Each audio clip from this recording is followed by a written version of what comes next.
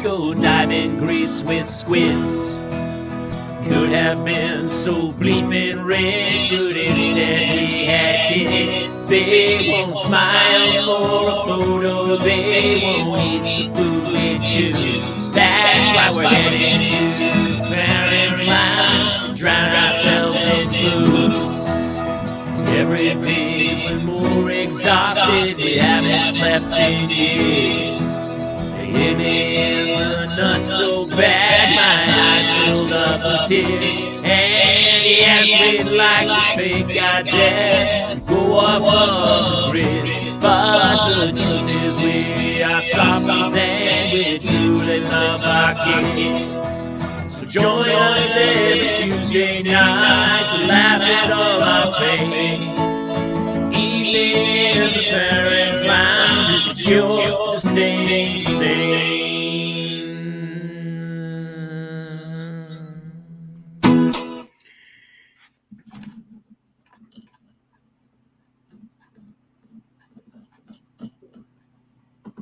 Ladies and gentlemen, welcome to a special May the 4th the Parents Lounge. I am your host, Jason Gowan.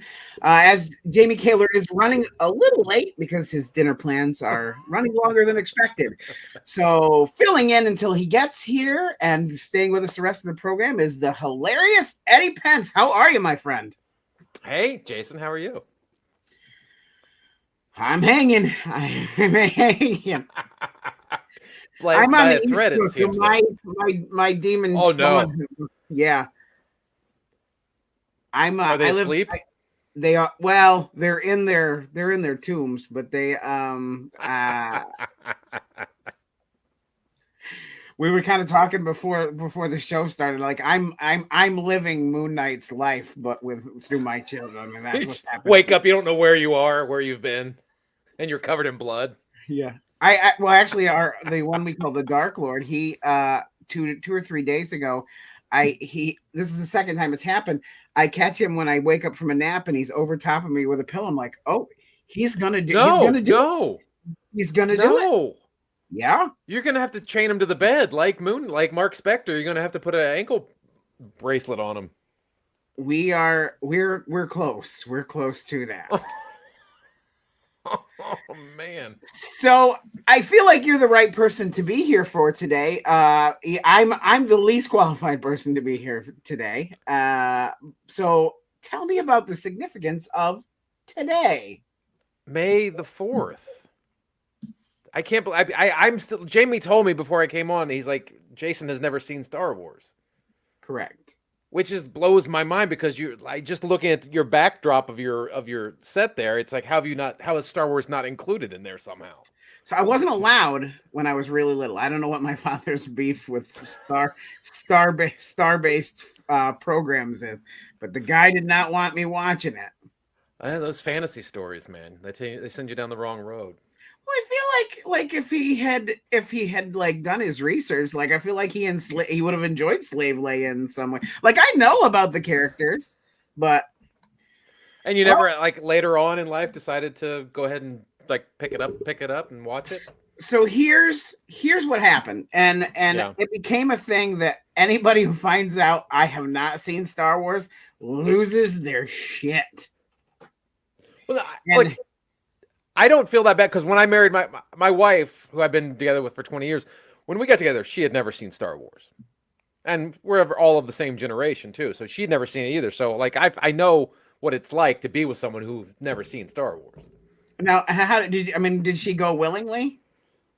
No, she fought it. She fought me. Like, at this point, she's like, I haven't seen it at this far along. Why would I want to see it now? What's the point? And I'm like, just stop. Just see it. Yeah. Kaylor and our normal co-host Kate, they have tried desperately to get. They're like, you need to do a watch along, and we get to watch you watch it for the first time, and I have resisted. Why? Why are you resisting? Because people freak the fuck Hey, out. Just out of spite. You just want to do it out of spite at this point. It's raw spite at this time. You want to know the kicker? Here, I'm about to add insult to the wound. I have only in the Star Wars universe. I have only seen 3 things. Okay. Both Ewoks films and the Christmas special with B. Arthur. You've seen the 3 worst things Star Wars has ever made, and I'm including the prequels. I don't see everybody. But people make that joke. It's dead to me. I don't understand. Oh my god! I look. Honestly, I would think if I was in your position, I probably wouldn't watch it either because I'm a spite-driven person by nature. And when everyone wants, like with Breaking Bad, everyone's like, "How can you never seen Breaking Bad?" I'm like, I never saw it. And they're like, you have to watch it. I'm like, I don't want to see it now. Just because you're telling me I have to see Breaking Bad, I don't want to see it. I'm like, what about Better Call Saul? I'm like, I don't care. I don't want to see it because you want me to see it so bad. Well, and they did that with Avatar, and then I broke and actually watched Avatar, and now I wished I hadn't. And yeah, I'd be in that. I wish I had never seen Avatar. So I'm in the same boat. I do. Yes, I do enjoy watching people freak out. Most spite-driven people do. That's the point of being spiteful.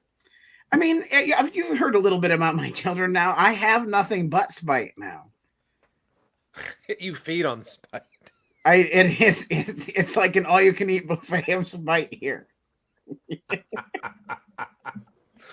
Well, thing is with Star Wars, it is such a generational thing that if you did not watch it as a child, and I'm talking about we're children of the 80s. I was born in the 70s, grew up in the 80s. I experienced Star Wars in the 80s, and there's a lot of nostalgia there. So there's a blind spot for it. And then I think children of the late 90s, early 2000s grew up with the prequels, and they have that blind spot for it. And now these people my son's age grew up with the sequel trilogy, and there's that blind spot for it. So it's a nostalgia-driven thing, and I don't think if you don't experience it as a child, I don't know if you can get into it as an adult. No, but the thing is, could be wrong. You can kind of skate by to some degree because it's so ingrained in pop culture that I know who all the characters are. Like all the pick it up, you pick it up. I know the basic story. I know Darth Vader's people's dads. I know that, or Luke. Like I know those things. He's 2 people's dad, not people's. There's not a lot of people's dad, but he's 2. Just 2. I mean, we don't know. I mean, we didn't cover a lot of it, does it? Like, does it go with all the people he hooked up with? Well, we just assume he only impregnated 1 person, but we could be wrong. The Clone Wars lasted a couple years, so. And it's Natalie Portman, right? See, so I without seeing it, kind of know. You put it together. You're a smart guy. Yeah, and I rode Star Tours at Disney, so you're set. You're practically an expert in Star Wars. You saw Star Tours. Well, I'm going to be in Los Angeles next week, and I'm going to Disneyland, and I'm going to try this Rise of the Resistance because they say it's fantastic. Now, I've been on Rise of the Resistance, and as a Star Wars fan, it's a great ride. But as a fan of theme park rides, it's an amazing ride because it's literally like 15 to 20 minutes long, and it sort of encapsulates every different type of theme park ride. I mean, there's a movement part to it. There's the visual aspect. It's completely immersive. So in that aspect of it, I think you'll enjoy it as a theme park ride enthusiast, not just a Star Wars enthusiast. I'm excited to try it. It's a very fun ride. Our good friend Jamie Kaylor has arrived. Oh, good. So I'm going to bring him in. Hello, sir. I honestly, the best opening of any show we've ever had. I watched. I got here like a minute late, and I watched. And it was he kept saying, keep going. So I was like, "Don't bring me in." I was enjoying the show. I just think it's so funny because I know, and it was so great. Thank you, Eddie, for doing the show, by the way. But thanks for having me. Star Wars, and obviously, he keeps his grooming to kind of keep the Han Solo look going. I have my gun too, so. Yeah, you do. And then on the other hand, Jason, who, by the way, I mean, you can see from his surrounding area there, that he is a monster Marvel fan, and Yeah, which we talked about before we went on. Like we were we had. And it was recently that he was like, "Oh, I've never seen Star Wars," and I was like, "I'm sorry, what?" And he's like, "I've never seen it." We want to do a watch along with him, like the same way I want to watch. I want to do watch Spite's coming out, watching the videos that kids are watching today, like Megan the Stallion. I try to watch some of the videos, and my daughters are in the room, and I'm like, "Holy shit! You can't watch this. It's terrible." And really. Yes, Cheryl. Yes, Cheryl. It is live. It's live. Yeah.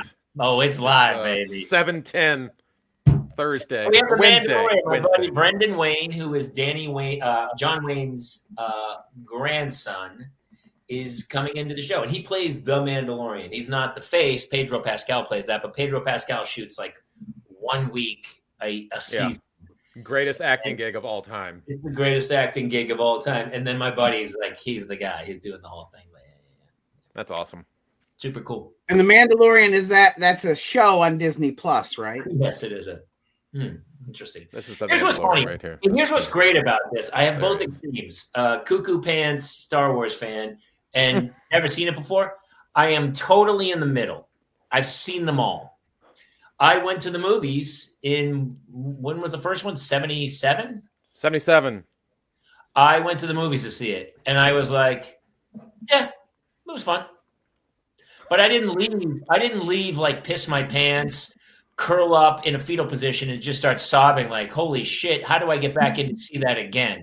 Right. I never thought for 1 second like, "Oh yeah, that's gonna be this. Whatever this little movie is going to be an integral part of society for the rest of my life here on Earth." I never saw that. Massive. It was not even my favorite movie by a long shot that year. See, I saw it. They did a re-release in 79. Lucas re-released everything in 79 before the release of Empire Strikes Back in 1980. And that's when I was old enough to go and see it in the theater. So I saw it in the re-release in 79. Yeah. And I had the reaction most people had. It blew my mind. Like, I was like, this is the greatest thing. And I literally sat there. My mom let us sit in the movie theater and let the movie, because back then you could just stay in the theater and the movie would start playing again. That's right. And we just sat there 3 straight times. We let it go for like 6 straight hours. And I was just what blew your mind? Pew pew pew pew pew pew. It was seeing such incredible special effects at that point. I'd never seen special effects like that before in my life. As a kid, I mean, I was only like 6, so the bar was low. But I'd never seen anything like that before. And then I remember because when the cantina scene came on, I would cover my eyes, because I was frightened of the cantina scene. But the scene that hooked me is at the end when the Falcon comes in and knocks Vader out of the way, and Han goes, "All right, kid, blow this thing and let's go home," or whatever he says. That was one of the greatest moments I remember watching as a child. I think you know exactly what he says. Don't fuck with us. You quote it. Don't. All right, kid, let's blow this thing and go home. Boom! You don't throw away those. I know you don't. This means every word. But yeah. Every word he said just bored into your soul, it feels like. Pretty much. Somewhere on that shelf when he said those things, one of those action figures shed a single tear. Yeah. It's still shocking that I've seen them all. Empire Strikes Back is really good. Yes. That's the best one. What's the third one? Return of the Jedi. Hurrying to sport for delay. Address again. Dude, this is the Mandalorian. He's like, hurrying to you, sport for delay. Address again? Why are you coming to me? It's virtual, you dipshit. He's driving to my house. He's driving over. I'm not going to lie. If he doesn't show up in the outfit, I'm going to be so disappointed. He's driving to my house. Tell him you can do it warm or you can do it cold. Just tell him that. You can do it warm or you can do it cold. On your computer, I told him. What a ding-dong. What a crazy pants would do. This is why they don't let him be the face of the Mandalorian. They're like, oh, he's borderline illiterate, but he fits walk around. He's like Johnny Bravo. Like, he fits the suit perfectly. He's like, oh shit.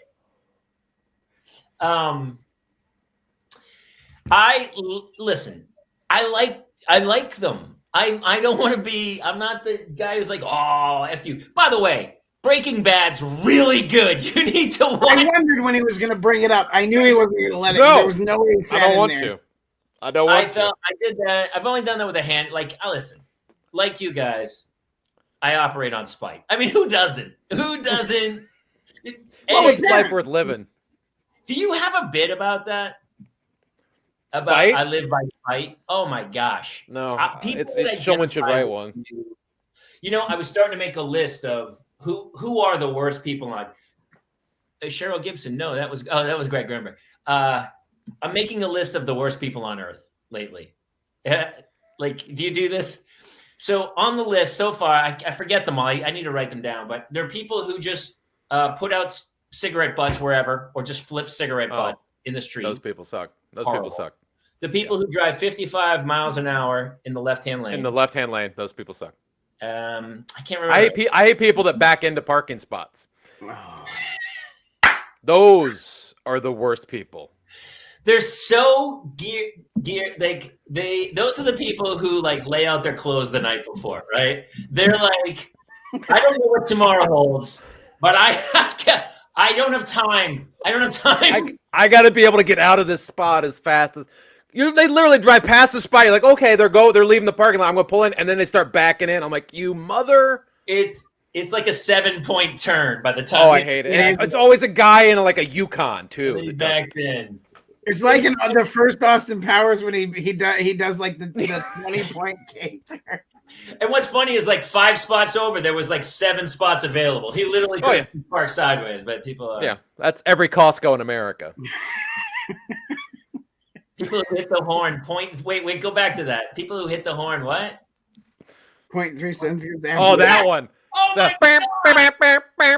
I was behind a guy yesterday and he wasn't going, and in the back of my head it was like, what's the etiquette? How much time?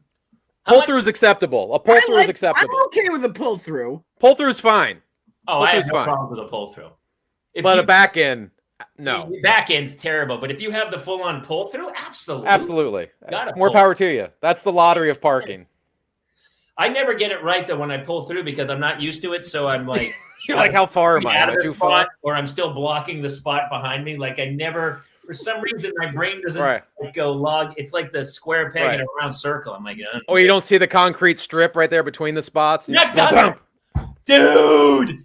Well, here's what's weird. Sometimes they have the telephone pole, and then the pole has a base around it, and you're like, the little triangle base, the diamond base. Done that where you're just like, oh, smooth sailing. Bonk! Boom! You're like, oh, dude. Oh, I did that when I was younger. I went to back out of a spot, and you scrape the pole. Just scrape it. Yep. Right down the side of your car. Terrible. Star Wars, nothing but Star Wars. Where did this come from? May the 4th be with you. Some idiot who was like, hey, man, he was like super high. I covered this on some other show I was doing.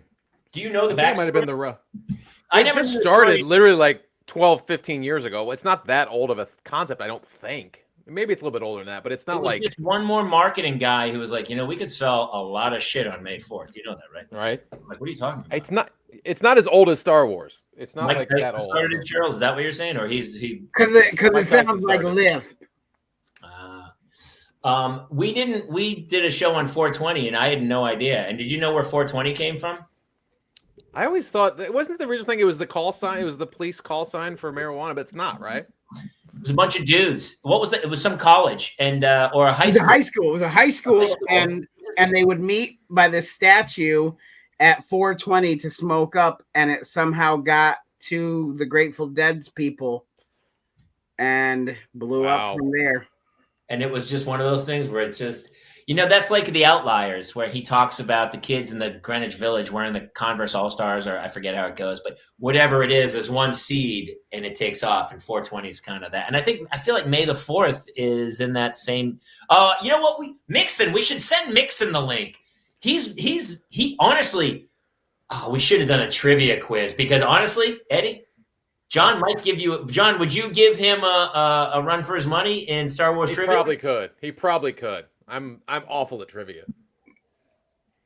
That's just because you have short attention span theater brain. It's true. I love you. I love that you're. Is this because obviously you're part of the Garmy with the Ralph Garman, the Ralph Report. Are all your little action figures up there? Is this your? This is my bat cave. Is this your bat cave? This is my bat cave. It's my Jedi temple. Are you It's becoming more and more like Ralph every day? Yeah, I hope not. Don't tell him that. Too. Our buddy Ralph Garman, for those you don't know, did you already introduce that he's on the Ralph Report, which is seriously one of the best daily shows. It's on Patreon, the Ralph Report, that Eddie and Eddie co-hosts with Ralph Garman. Fantastic show. Good times. Yeah. Good times, man. Good times. Anyway, I saw them all. I haven't watched. Please don't tell my buddy that I never watched The Mandalorian. I haven't. It's on the list. You can't get mad because I don't watch Breaking Bad. I tried to watch Rogue One. I watched. I remember that there's a blurry one with Samuel L. Jackson, I think's in it, and the Natalie Portman one. Well, that's Attack. That's all the prequels. That's 1, 2, and 3. The 3 prequels are horrible, right? They're not good. Okay. They're not good. And yet people were like, no, keep making these. This is fantastic what you're doing. But aren't they not? But isn't there a thing with the numbers of them? Like they happen first, and then so 1, 2, and 3 were made. The original. The original Star Wars was. Can we interject really quick? Freddie B, he's part of the Garmy. He's like, at what point will you get your name on the marquee with Ralph, Eddie? When Ralph leaves the show, probably. And it becomes my show. Honestly, the way he lives his life, that might be soon. It could happen any month. It might be happening as we speak. He might be lying there trying to hit the life alert button around his chest. I'm not sure yet. Laying on the kitchen floor. I like the last one, the Adam Driver one. That was pretty the good. Sequel trilogy. Yeah, for Jason, the way it came out, they came out with. They did Star Wars. So is this how they came out? Yes. 4, 5, how they came out. 3, 7, 8, 9. Yeah. That's the way Lucas did it. But you can't tell me that series of films is better than like the Batman trilogy, or I would argue Harry Potter. Which Batman? Harry Potter. Michael. But Harry Potter better than Star Wars? No. Look at this. Okay, I love the whole mythology of Star Wars, and people are so excited about it. But there's some really bad films in that. There are. There's probably only 2 really good films. Yeah. Empire Strikes Back. Yeah, and I was a big fan. I know it's a divisive issue, but I was a big fan of Last Jedi. Last Jedi. Is that the one What happens in that one? It was directed by Rian Johnson, where Luke Skywalker dies. That's the one where. I thought that one was the middle one. I thought that was a very good one. Our fan Genevieve actually sent her Star Wars tattoo sleeves in pictures of it. I'll pop those up here real quick. Oh, nice. Look at all the TIE fighters. Oh, you brought John in. That's awesome. Get him in. Get Johnny Boy in. There he is. All right, guys. Can y'all hear me? Dude, go sideways. Go horizontal. Sorry. There we go. Can y'all hear me? We can hear you. All right. Are you on indoor? You look like you're on indoor. I'm getting car No, out in Scottsdale. There we go. Yeah, we're just driving home from Costco. Did you back in? Yeah. Yeah, you didn't see that part. Hey, all right, man. Listen, Star Wars, John. What's the deal? What do y'all want to do? I want you to talk about and why you love it so much, and why, considering they're mediocre films at best, there's not even one like film where you're like they're fine. It's fine. No one gets hurt. There was some. I mean, the stormtroopers can't shoot for shit. Why are they even in the thing? Did one stormtrooper ever kill any main character in any episode of Star Wars?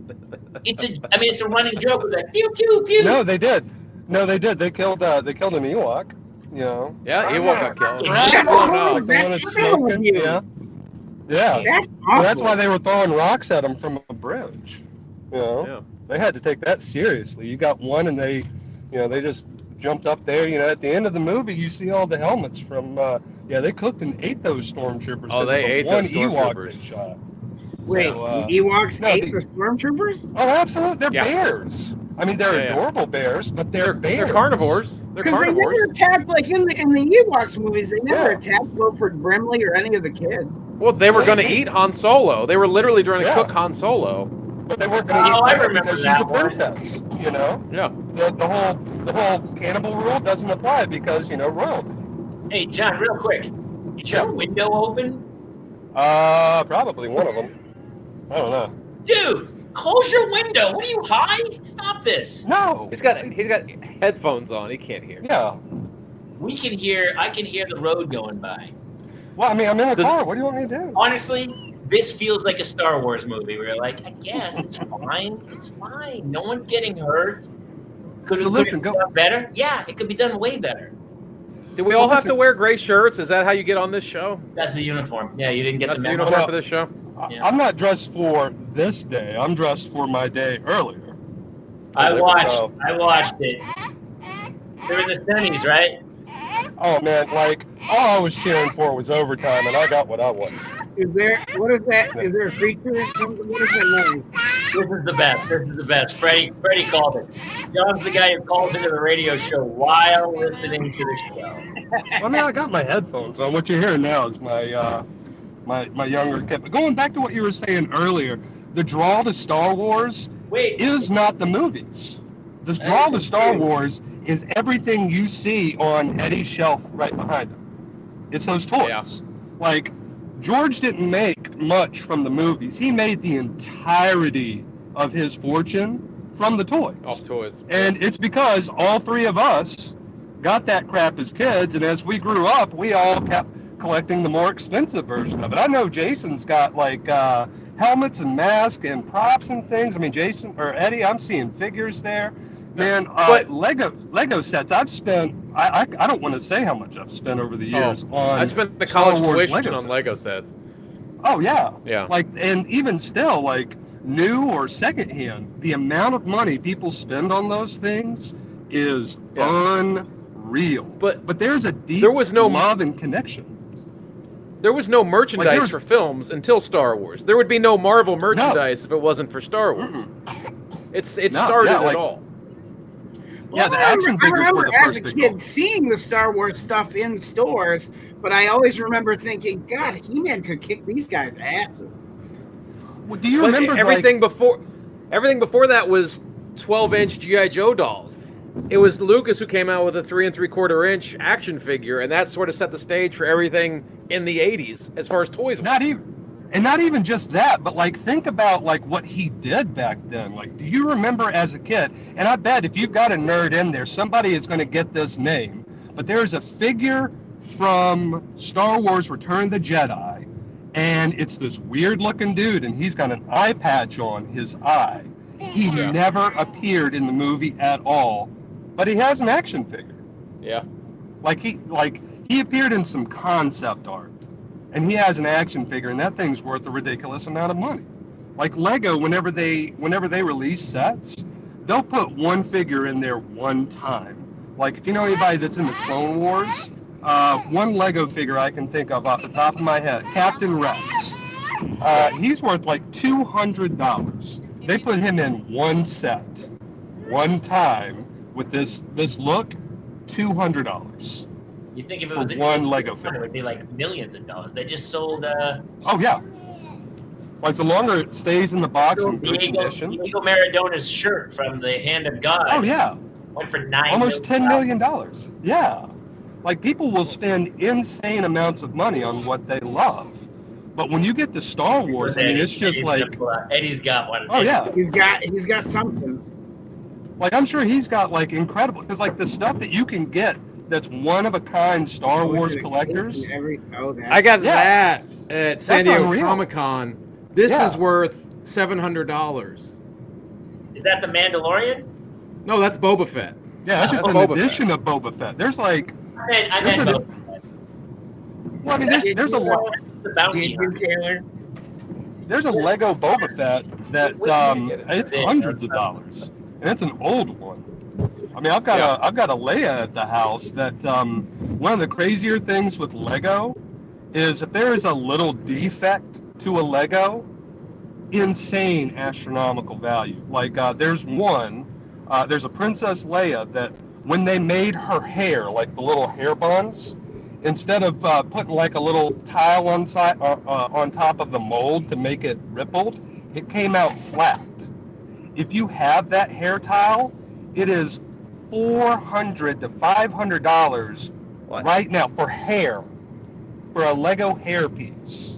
You have the Jawa that had the vinyl cape that they only made in the first run, which is worth, I think it's one of the most expensive Star Wars figures you can have, and then they moved to a cloth cape because it kept tearing. Yep, well, that was the exact reason. Like that, they had a whole series of those with Lego, and it all shredded because, Star Wars collectors were a little bit more involved with theirs. Really quick, just so I know this is a deep conversation about collecting money. You guys are in charge of other human beings, right? You have children that you are in charge of. I'm just checking. Just one. I just have one. Just one. And you've gotten him to 12, right? He's 12 years old. I got him to 12. But I distract him with this stuff, so it helps. This is almost like a babysitter.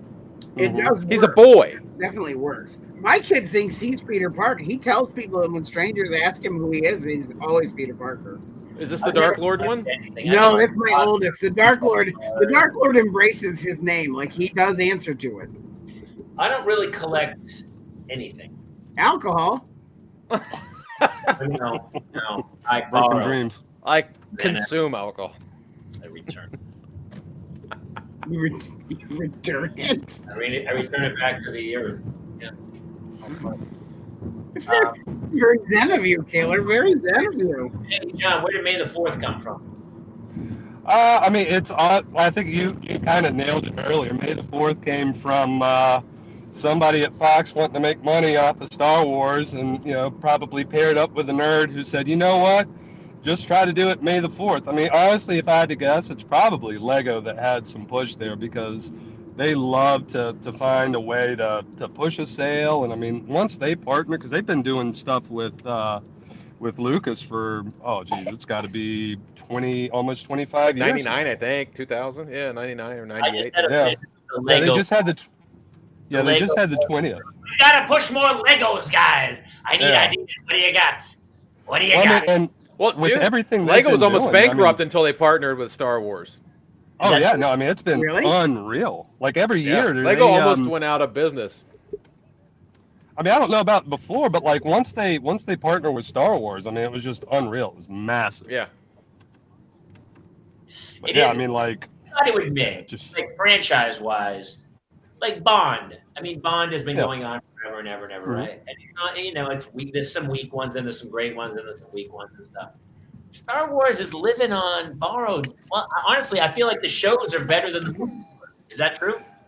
You're not wrong. Like, the best parts of Star Wars are the expanded universe, which is what you're seeing right now.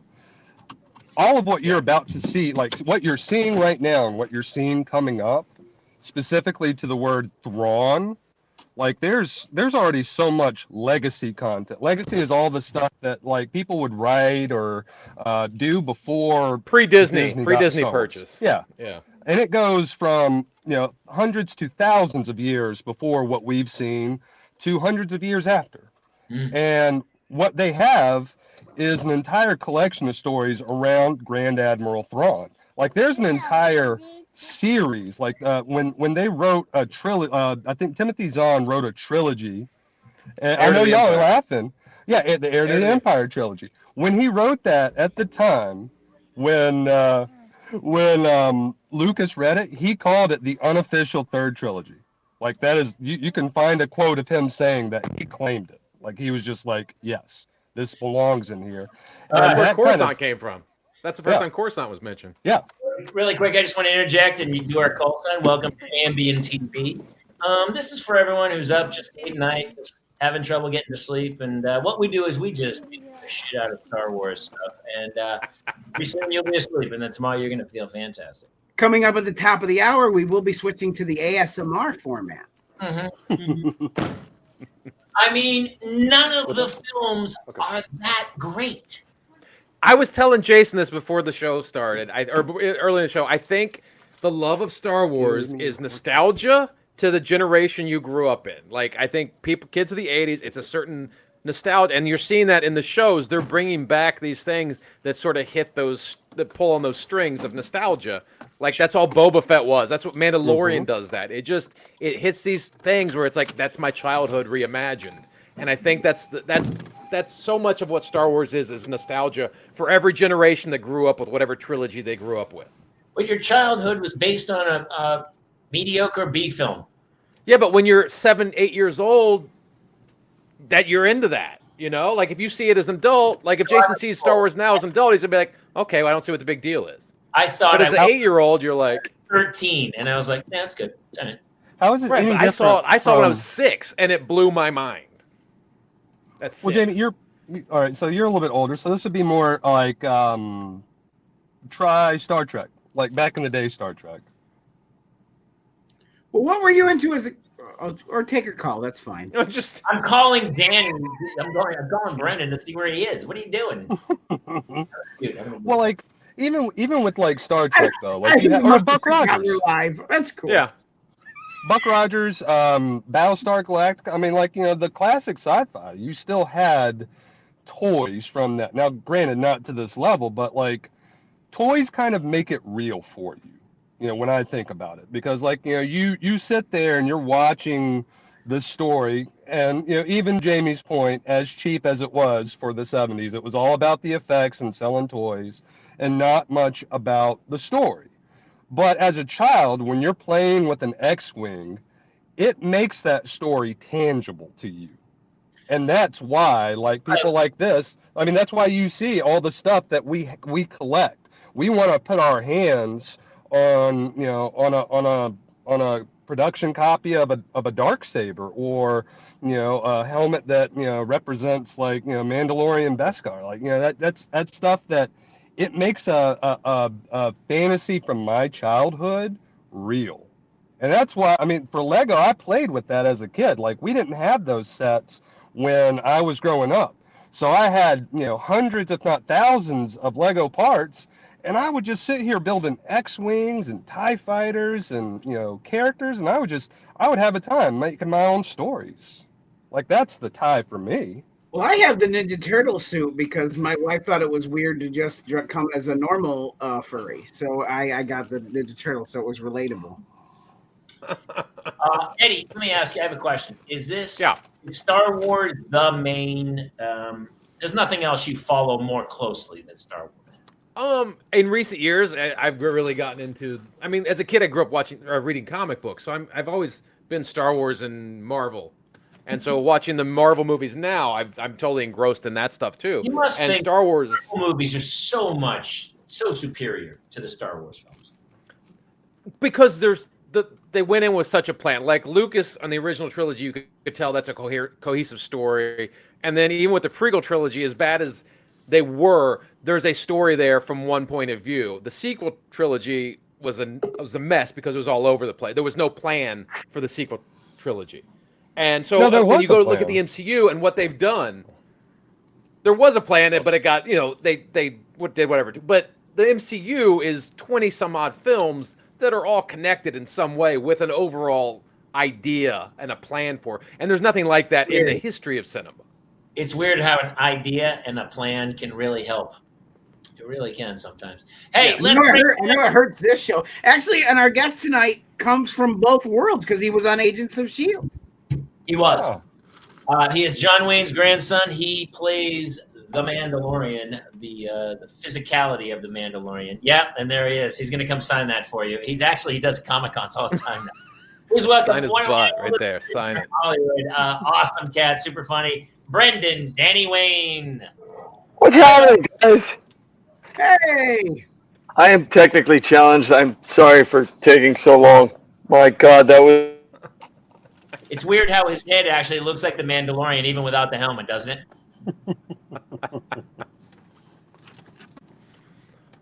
Well, now I can't hear him. No, we can't hear him. He's not used to being heard because he's just the man in the suit. That's true. He doesn't have lines. He doesn't have lines. You're right. You're muted, Danny. We should get Pedro to come in and talk for him. I know. That would be so funny. No, we can't hear a word you're saying. Hey, Thanks for making Mike check tonight. Check the bottom for a mute button right here. Does this work now? There you go. There you go. I was going to get rid of John to make the foursome up tight, but we might need. What are you drinking? You can't tell us, so don't worry about it. Actually, let's. There's nothing to do with him. You have to fix some bourbon.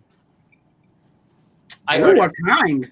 Are you not allowed to drink bourbon? No, now I can hear you. Yeah, bourbon's great. All right, dude, listen. People have been waiting for a long time. First of all, what is up? I have a question. Mandalorian. Who said that none of the Star Wars movies are connected here?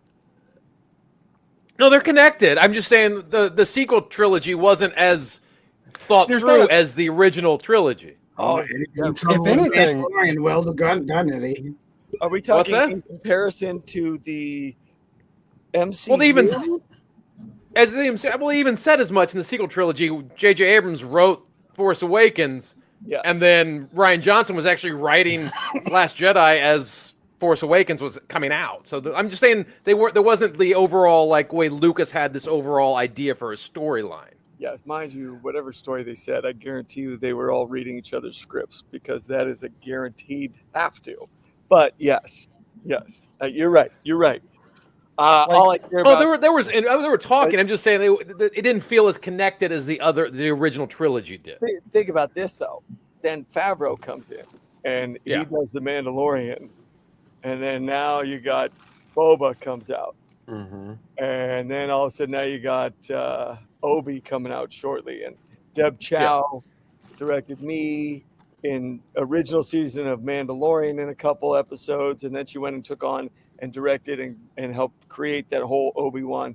That's all connected, and Dave Filoni's in there, and he's like, he's like Hal, just feeding it out. And John took his experience from starting with Iron Man and creating movies that people wanted to see from Marvel, and now it's like.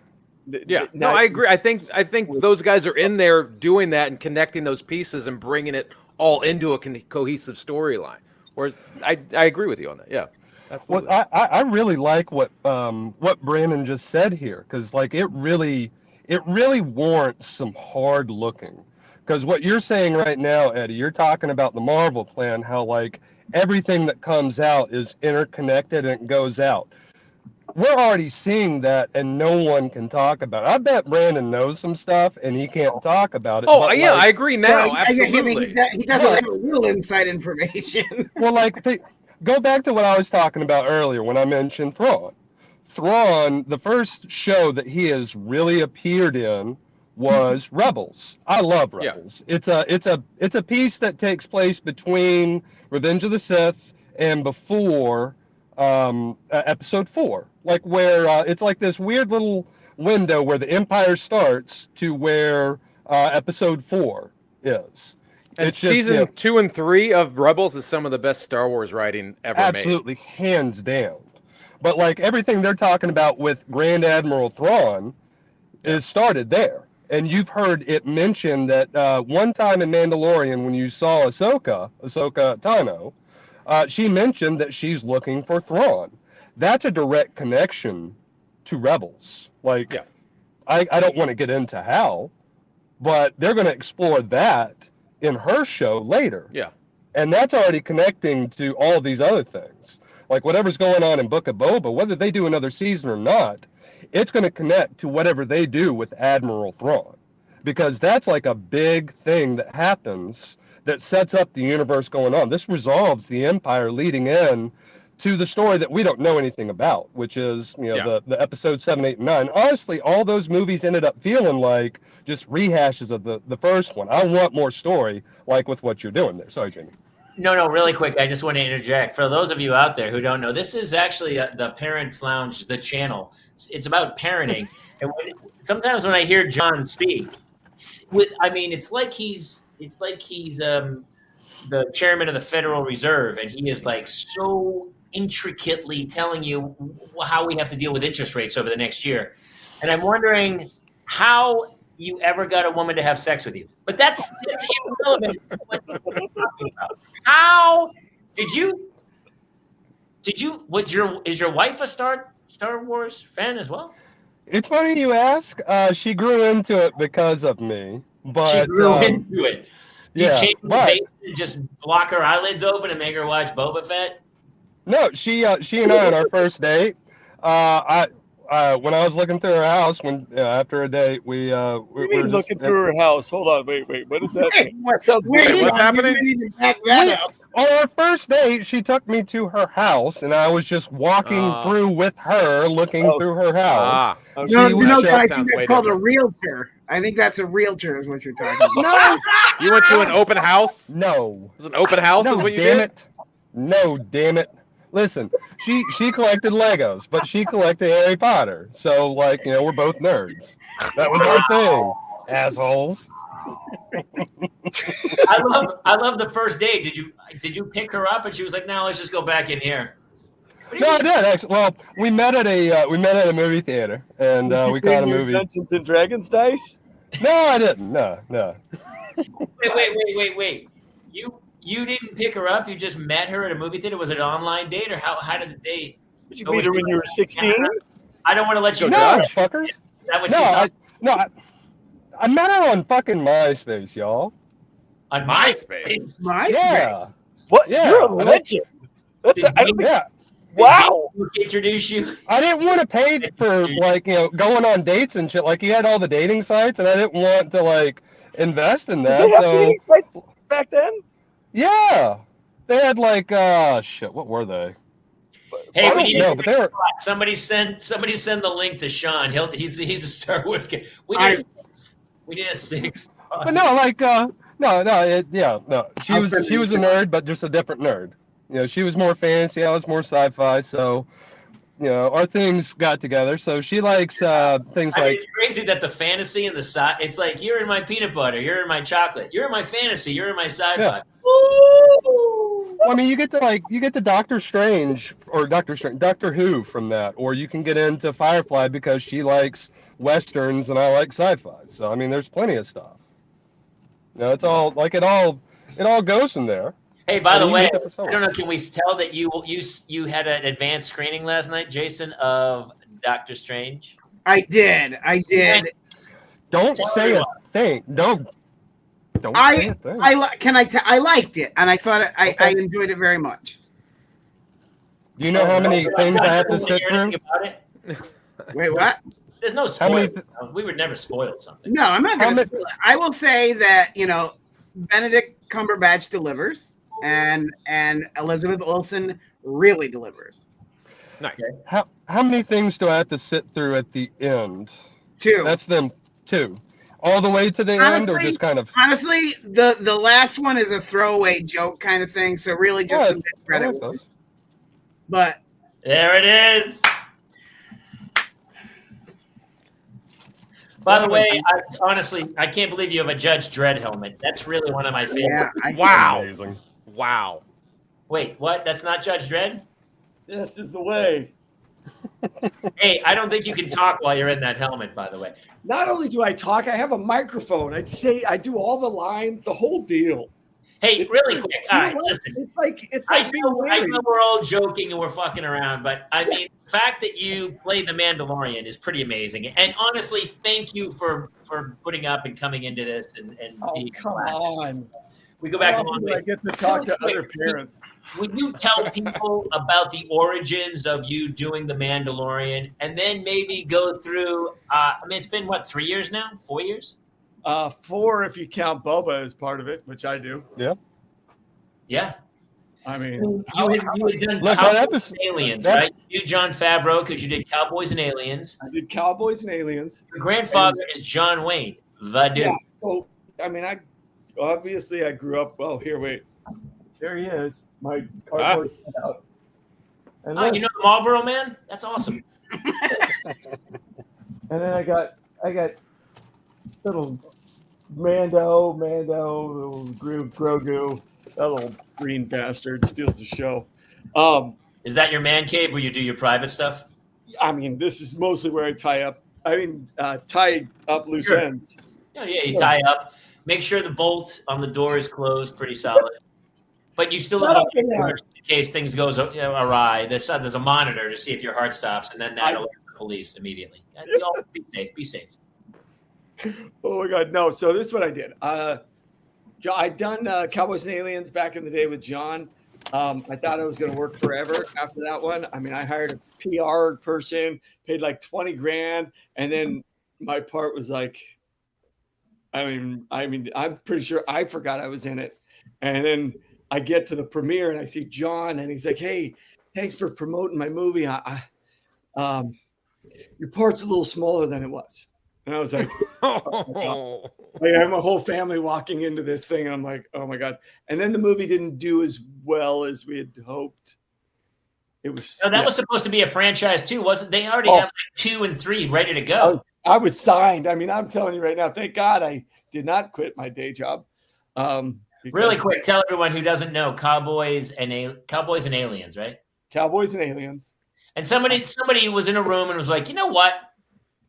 I love cowboys, but I also love aliens. Why shouldn't they be against each other? And the guy was like, boom. Yeah, that guy was Spielberg. That was the other guy. And they were like, yeah. And then they gave away, I think. I mean, to this day, I will say they gave away the alien like 5 minutes into the show. So there was no like secret. You know what I mean? Like, who else is doing it? It's clearly the alien. And then there was no mystery. You know, like Spielberg does a really good job of always hiding the alien for the most part until the very end. And your imagination, no matter what it is, has already created something. So you kind of go with it. You're like, yay. But we knew who the alien was from the get-go. It like Predator. Think about like Predator. You didn't really see it till later on. So it was great. Aliens the same way. I mean, the whole movie, I thought it was Jesse the Body Ventura. The whole movie, I was like, well, that's the Predator. I mean, that dude's a total predator. Yes. I mean, who's going to beat Jesse? Different type of predator. And by the way, Spielberg, Spielberg's an absolute genius, but he wanted to use the shark more. It didn't work. It didn't work. And the editing, he had to work around stuff. And it turns out, of course, to be the best accident that ever happened. It changed horror films forever, probably. Actually, Hitchcock was kind of very cocky and to not show, to show the reaction as opposed to show the horror, I think. So what was going? Yeah, that's good. Yeah. I think that's what hey, buddy, what's happening, brother? John was John. I realized I'm supposed to be reading to my daughter right now. You're supposed to I'm supposed to be reading to my daughter. And this is a pretty intimidating group when it comes to Star Wars. I just buy shit. Are you a Star Wars? No. Jason's never seen it. I couldn't care less about it. It's good. I've seen them all. Yeah, so you're middle of the road. You're center square. I'm Phil Donahue of this group. Are you a Star Wars guy? I am. I mean, that's my. I got these guys up here. I mean, I got Han Solo on the side of my fridge out here at the bar. Oh, I have an actual carbonite that we used in my Razor Crest in the first season. Oh, that's awesome. Hey, Danny, have you seen the guy who's on the scooter cruising around Studio C? Oh, C? yeah. Okay, so I haven't seen him, but I don't know how I don't. He's right in our neighborhood. I've seen him about 6 times. I see him all the time. He's in full gear, cruising down the street. He's on a scooter, and he's in full Mandalorian gear. Yeah. This is intense. Like the amount, I didn't know what I was getting into. I'll tell you that right now. Like, I still don't.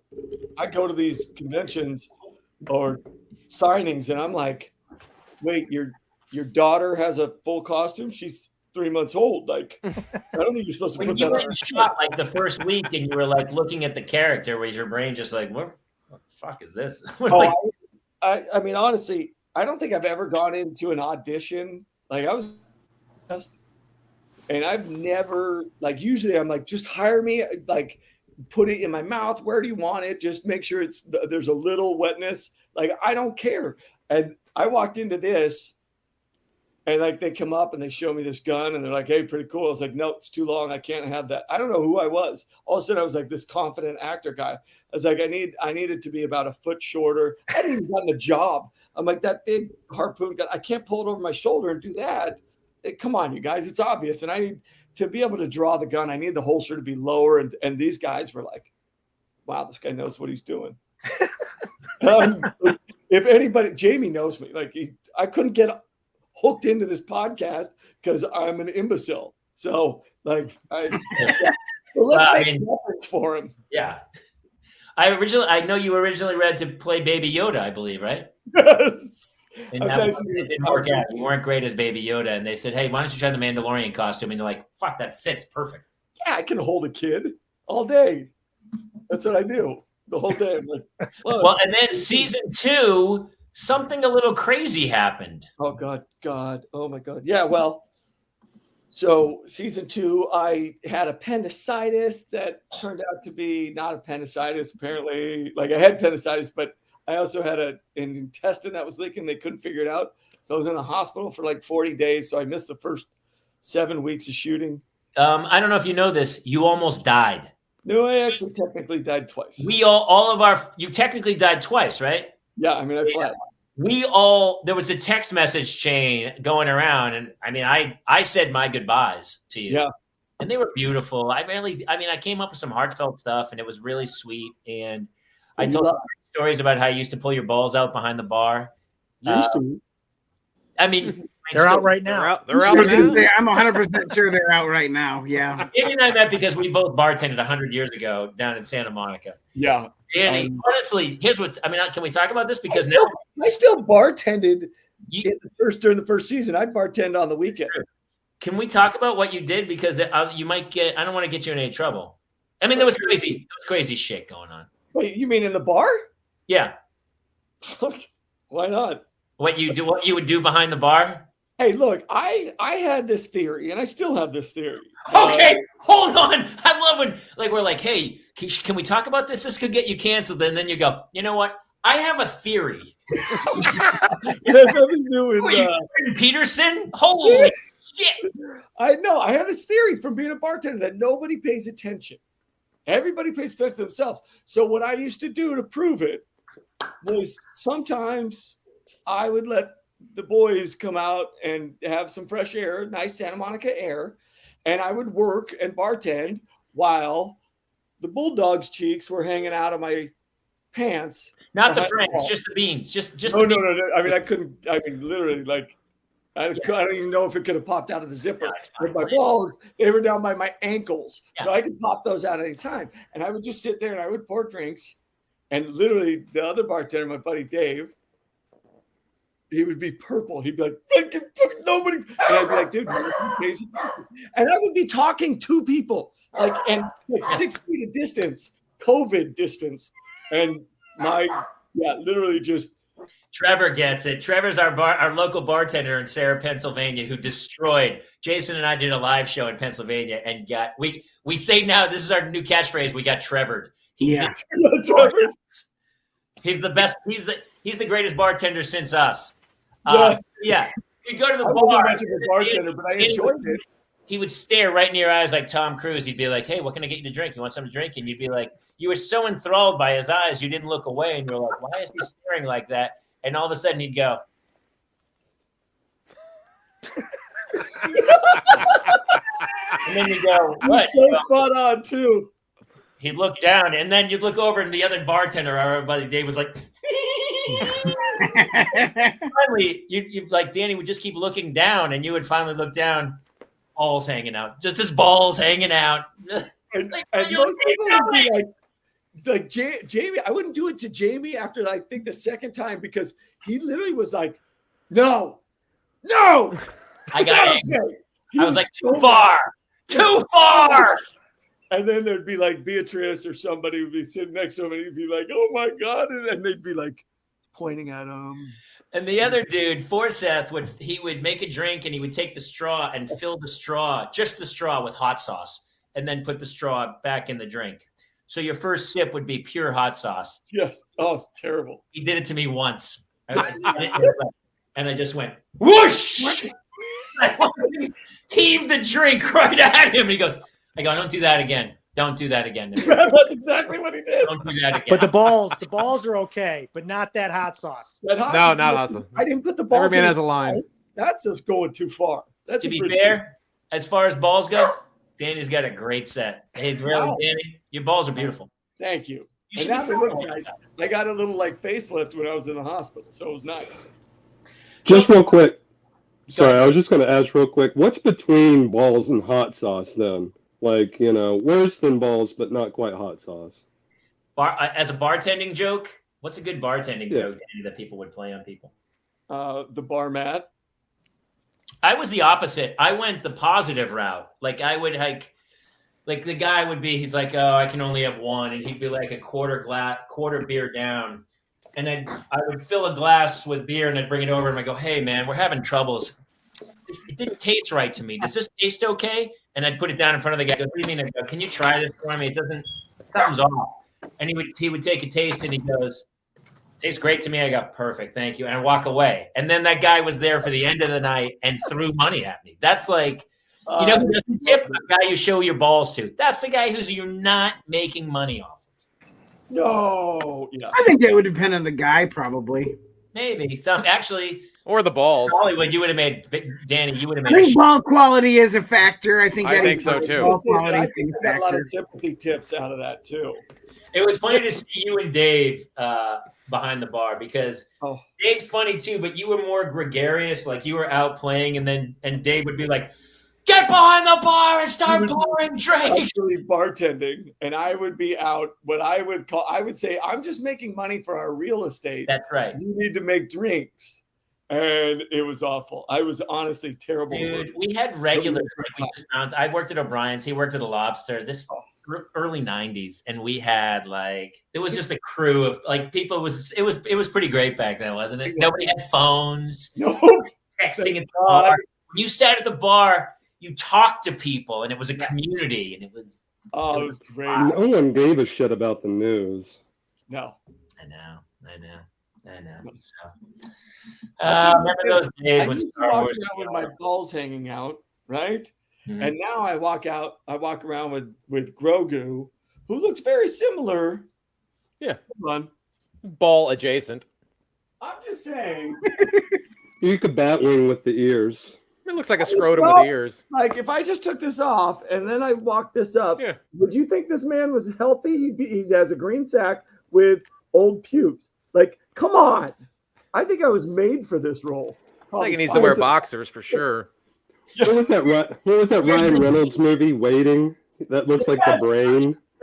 Looks like the brain. Do you guys not feel like it's a bit I feel like it's a bit of a cult? Here's why, because it's so my daughter, Claire, first grade, has never seen one Star Wars thing or anything. And she wanted Baby Yoda for Christmas. And we got her a baby. I was like, well, she's never seen this. And my wife's like, oh, she wants Baby Yoda. And we got her a Baby Yoda. And she has a Baby Yoda. Really doesn't know who Yoda is. Doesn't know any of the movies. And so it's like this. I feel like it's basically Waco. Like it's the David Koresh Church of people. Just if it is, it's a good kind of Waco because if you look at it, I mean, I'm going to be less fire. Sure, less fire. Yeah, less bullets. Sure. Yes, but there's mythology for them. Come on, we're giving them a lesson. Everybody has the Force. Anybody can be good with it, or you can be bad. Like this is life lessons. So that's a great question, actually. And Eddie might know the answer to this. Let's talk about the Force. What does the Force really represent? And why is the Force strong in certain people, but it's not in others? Is it genetic? It's inherited? How do you accumulate the Force? If you go by the prequels, it is a genetic. Everyone can be Force sensitive to a degree, but the people that are more Force sensitive have a higher midichlorian count. I'm sorry, they have a what? Well, everyone knows the midichlorians is what enables you to communicate with the Force, which is a force field that surrounds all living things. So people with a higher midichlorian count, like Yoda, has one of the highest ones ever. He can manipulate the Force easier. So how do you get what indicates a higher midichlorian count? A blood test. But so do you inherit that from your? Are you making shit up now? No, I'm okay. The last blood test we had proved that the twins were in fact mine, so I'm not a fan of these blood tests. But if you watch season 1, something's going on with Moff Gideon, right? Like he was doing something with that baby, right? I mean, he's trying to get he wants the genetic makeup of Grogu, right? He wants to milk Baby Yoda. Yes. Why can't somebody extract the metachlorian count from one person if it's in your bloodstream and then put it into somebody else and give them the force? That's also is there a way to synthetically create the force? Can you? I mean, a fucking Death Star. You're telling me they can't take a protein out of your body and replicate it? Okay, honestly, which one of you? Because I know Eddie did. Who watched Mandalorian of you two up there? Yeah, I don't think either one of you did. I'm not there yet in the story. I've never seen Star Wars at all. Oh, you should just watch The Mandalorian. Do you like Westerns? Yeah. Or do you just like turtles? Let me ask you, do you like cowboys? Personal. Aliens, and I've got something for you. I will tell you, a good friend of mine was a stunt coordinator for the original Teenage Mutant Ninja Turtles. But wait, no, seriously. So you guys, what you're extrapolating on there about like cloning and things like that, they did a whole show called Clone Wars. Yeah, and they reference it. But do the clones have the Force? Oh, no. They are clones. Basically, it was an unsuccessful clinical trial. Yeah. All right. So basically, you know who Boba Fett is, right? Sure. He's a bounty hunter. Serial for a while. Yeah. So Boba Fett is a clone, a perfect carbon copy clone of Jango Fett. Jango Fett is a Mandalorian. Now, there is some lore, and I think that they're still kind of working out the specifics of it. Like, armor-wise, he looks pretty close to Death Watch, and I don't know how deep into it they've gotten. There's a whole thing with Mandalorians. I love Mandalorians. In Star Wars, everything, like, there's so many layers, but for the Mandalorians, they're kind of like, they're like Spartans. No force, they're just brute. I love Mandalorians. Well, but we're the Batman of. How many Mandalorians are there? Yeah. How many? Many. There's not many right now because with what they're going to get into probably with Obi-Wan, they're going to get into something called the Night of 1,000 Tears, which is centric to Mandalorian. It's an attack on the Mandalorian homeworld. That leads into a lot of what your episode of Boba Fett talked about. Like there was an entire scenery, and it's such an impressive thing. But like you can take a thread in Star Wars, specifically for me, the Mandalorians is my thread, and you can just follow it. But like going from Jango Fett, he's a Mandalorian, and they cloned him, and every soldier that you see in episodes 2 and 3 is Jango Fett's clone. So they basically as heavy of a fighter as Boba Fett is. They have everything he genetically has, his disposition for weapons and everything else. I think that's coming. Eventually, they'll take someone like LeBron James and they will clone him. Oh, absolutely. A billion times. They'll make armies of him. Yeah. Yeah. Or they'll just genetic superhero. Yeah. Or I mean, honestly, how would the NBA make if we just had like all LeBron clones and they just clobbered? And you could let them kill each other. Maybe the weapons like rollerball, because we have a whole whole locker of clones. Yeah. How great. You can eliminate fouls completely. And we go back to the Boston Celtic Laker rivalry again, and McHale. Well, not to jump off of Star Wars and get into sports again, but I mean, the playoffs this year has been closer to 1984 than it has been forever. These guys are killing each other. Wow, I agree. They've got to stop that. And I'm like, no. That's the only reason I'm watching again. I want people to get killed. I want Kurt Rambis clotheslines happening. Yes. Yeah. I want more Star Wars talk. Honestly, I almost nodded off when John was chatting there about I forgot we were even still on the air. Actually, you brought a Star Wars nerd in to talk to the man that plays Mandalorian. What the hell did you expect was going to happen? No, that's what I love. I love this. I think honestly, I kind of brought you in and Eddie especially because I feel like you guys actually know more than Danny does. Oh, 100%. I want you guys to know, like Reed Scott, and we gave him a Marvel quiz. He's in Venom, right? He plays I don't know, he's one of the doctors in Venom or something. He's the boyfriend of the girl that she leaves Venom for. And Jason knows everything about Marvel and started grilling him. He's like, I don't I'm not sure I know that one. I don't. It was the, And it about Deadpool added there, salt to the wound because Jamie got more questions right in the quiz than he did. Wow. I forget who didn't know the Deadpool question, but I was pretty proud of that one. Like the first, Joe Bo's going dark. Aaron Hernandez could play basketball. I mean, what does he move? Wow. Joe Bo, too soon. Wow. Oh. Eddie. Oh, thank you. It's my kid's college fund. I was gonna say seriously. Well, they're all open though. How much money is that all worth? It doesn't matter. It's like I said, like some you get graded, like like this guy's been graded, and I won't open him because he's worth more. But like, it just depends. Like who's the dork who does the grading? Is there there's companies that grade that stuff? Yeah. Oh yeah. And like, see this little part right here? It's even more. It's worth even more. See where you hang it on the peg in the store. Yeah. If that is not punched out, if that's intact, it's worth so much more because it was never hung on a rack. It's straight out of a box. Grading is the weirdest thing. So how much is that worth? This one's worth about $700.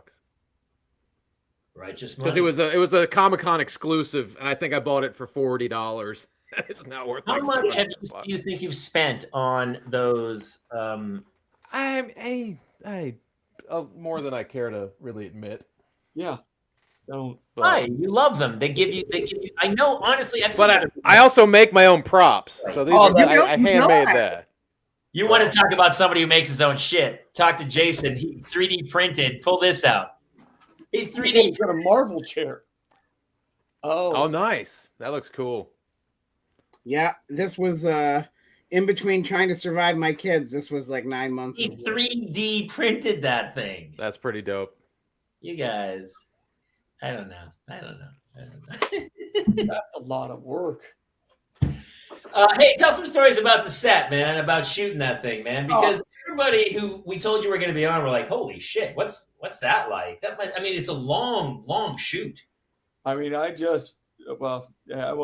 would say that like first season, I think we were 6.5 months of shooting. I think the fact that when I'm there, it's not like having, I don't know, what was it, like a big star? It's not like having a normal number one guy running a show. And I'm very much, I know everybody on set. I know all the departments. Like you're there more than anybody, I would say.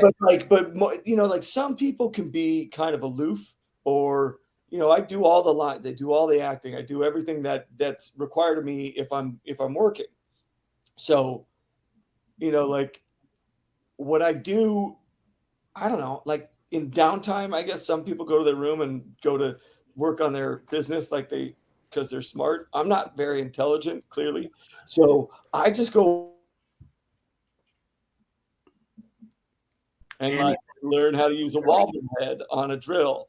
And then I start drilling with them and I make parts of the set, or I go over and I'm like, hey, so what's this light do?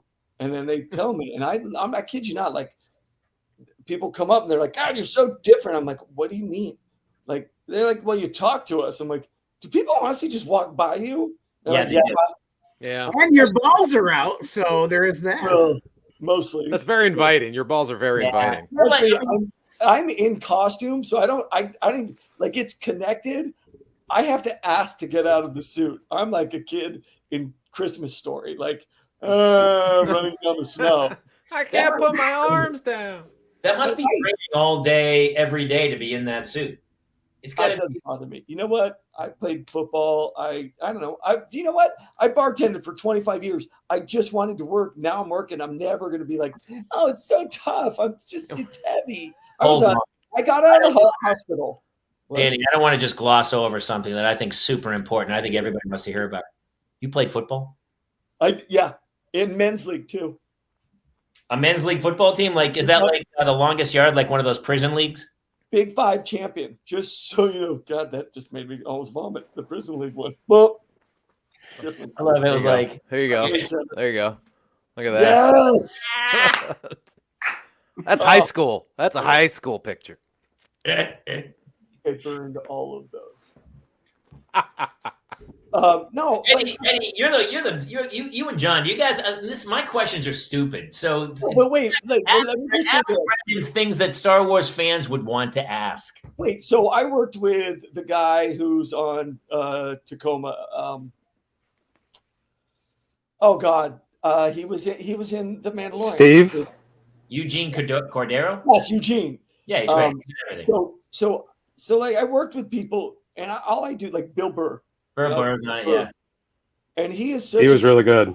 He's an actor. Like he's an amazing comedian, obviously, but he's an amazing actor. Like he takes it seriously. He's not going 1, 2, 3, boom, 1, 2, 3, boom. Like he's really good. Then I work with like an Amy Sedaris, so like every day I walk in and I'm a geek. Like I loved it. I wasn't a geek. I take that back. But I loved Star Wars. I sat in line and waited for, Return of the Jedi. I waited for tickets for 12 hours with my brother. That was the other one I thought was good, Return of the Jedi. The Empire Strikes Back and Return of the Jedi, I thought were the two. Is that right? Yeah, 100%. Okay. And again, Eddie defends The Last Jedi very much so. I like The Last Jedi. I thought it was good. Is that the last one? Is that 9? No, Rise of Skywalker is the last one. Yeah. Yeah, it's 8. It's the one that it's one Rian Johnson did. Is that the one Han Solo gets killed? No, that's Force Awakens. Yeah. Which one's that one? 7, 8, 9? Number 7. Number 7. Wait, he kills Han Solo in 7? Yeah. I thought that was a good one. Is that not a good one? So I guess I don't need to watch it now. Jamie, can you say Han? Han. Yeah, I mean it's not Han. That's so East Coast. Han. But you say aunt. But I do believe it's pronounced Solo. So Solo. Okay, Solo. What were you a fan of? Come Were on. you a fan of anything? Honestly, were you a fan of okay? So imagine every day you get to walk onto the court at the Celtics, and you met. No, that's not it. When I was a kid, I met Dave Cowens, and my father walked me onto the court. I don't know why. And he was like, "Hey, Dave Cowens," and I go, "Hey," and Dave goes, "You want my autograph?" I go, "Not really." I was a kid. Wow. I was a little kid. I go, "No, not really. I'm good." Wait, so what is your thing? Like, Caleb, what is your thing? Okay, here's my thing. My thing is never the same thing twice. For some reason, I don't have. And it's funny too because I'm going on this podcast called Fanatics, where you are supposed to talk about something that you love more than anything. I don't got it. What do you love more than anything? I don't know. Nothing. Honestly, sometimes I become a sociopath where I just go, yeah, it's all good. Whatever. You like whiskey? I can You like whiskey and wine? I like whiskey, but I don't love it. I could do without it in a heartbeat. I like golf a lot, but I don't play every day. You like your fountain Coke. Like, I think that you're pretty passionate about that. Occasionally, I like a good fountain Coke. Very much so. Very, very much so. You can do a whole podcast about fountain Cokes. Dude. Do you certain want days? I don't know. I like change. Like I was the kid. You know when people go in and they go, "That's my chair." I was never that guy. I deliberately would sit in different chairs to get a different point of view from everywhere. And then someone would go, "That's my chair." I go, "Well, sit over there." Fuck, why? I don't care. Like I don't. And I've kind of had a lucky career because I've done hosting, VO, acting, stand-up, improv, sketch. I don't know. Whatever I get into, I like that. But I'm never. If that goes away, I don't know. It doesn't. Nothing. I don't know. That's fucked up? Isn't that fucked up? No, you're like a stoic. You're like a true stoic. I love this. I don't know. I like different things. I like changing. I like change. I don't know. I've had so many different lives where I was a Navy lieutenant for my 20s. Then 30s, I was trying to act and doing stand-up. And then 40s, I was on a show. And now I'm a father of 2. And that's like, it's everything's so, and I hosted, and I did, I don't know. It's funny too, because sometimes, I don't know about you, but sometimes you get like an acting thing and you reach a point where you're like, I don't want to do that. Yes. Freddie B. Honestly, part of me is really jealous of the mythology and what you guys love. Like Jason's the same with Marvel. He explained Doctor Strange to me so I can go see it and kind of know what I'm seeing. And I enjoy it. I like certain shows, The Wire or Breaking Bad or whatever, but I've never I had something that I just fucking loved. I mean, Mando is just such an easy thing to fall in love with. Like, there's so many nostalgic little bits. What I love about the show is how they reintroduce things from my childhood and give them new spins. Like, there was that one episode in season 2, the blue speeder that looked just like Luke's speeder. Like that thing, I mean, it just seeing that pop up on the screen, it's just kind of like, it's like the Ford Focus of the Star Wars universe, but in a different color. It's just nice to see a shitty little car and then watch it get utterly destroyed in an episode. Yeah. But seeing those little things, or that one episode in the first season with the ATST, like that rusted out leg, like just taking something I knew from my childhood and seeing such a fun spin on it, and like, being able to show, I've got a 6-year-old boy, and he's watched me watching Star Wars, and we made the decision that he could watch Mandalorian, and I was fine with it. But him and I, that's our weekend Friday night thing is we'll watch some Mandalorian, or we'll watch some Bad Batch, or Rebels, or whatever, and he loves it. And they're like good. I love it because it is a story you can watch with your kids. Mm-hmm. Like my 12-year-old, my youngest, she'll watch it with me. Now my 14-year-old, because she knows it's me, absolutely hates it. I mean, she doesn't hate it. She just could give two, like, she's like, whatever, I'm gonna go watch Gilmore Girls. I'm like, from 90 whatever, that's terrible. But like my 12-year-old, she gets it. My 23-year-old, she's like, yeah, I think you ought to, try to radiate a little more of this. I'm like, okay, chill out, know it all. Oh, so the 23-year-old's giving you notes? Oh God, yes, 100%. Like, I mean, yeah, and she should. She's smart and she's creative. But like, so I see a couple questions. I'm just going to answer for you. I'll pop it up there. Yes, that is my natural gait. If it's Western, that's what it is. But the way I walk, I think nothing of it. I'm constantly like, people are like, oh, I can do your walk. I'm like, okay. And then they try, and I'm like, you look, honestly, like I should take you to the doctor. I can't use the word I use, and I'm glad I didn't. But I'm literally like, I don't know what happened. Maybe you should put ice on the back, and maybe it'll go down. But something's wrong with you. And then, you get I don't know. I didn't grow up on a horse, but I grew up, I'm good on a horse. And I can do some, you know what it is? I was born with a quarter of a brain because I was the last of 8 kids. And so it's not that I'm like, oh, this guy's really good physically. It's more that I'm just dumb enough to do things. And so I was like that friend. They're like, hey, like, do you think you can light yourself on fire? I'm like, you survived is what you're saying. You survived. Yeah. I mean, that's exactly what it is. Somebody asked, what was my favorite episode? I'll tell you, season 2, the Jedi with Ahsoka, when she came doing that one. That was Dave Filoni, and it was his Western, and we had Johnny Ringo. I mean, it was everything. And then Rosario coming in, and Diana, who played the magistrate. Like it was every second of that was great. How closely guarded do they keep the stories from you guys, like on set? Like, do you know fully where it's going, or are they sort of like, just do this and don't ask about why you're doing this? No, I get all the scripts.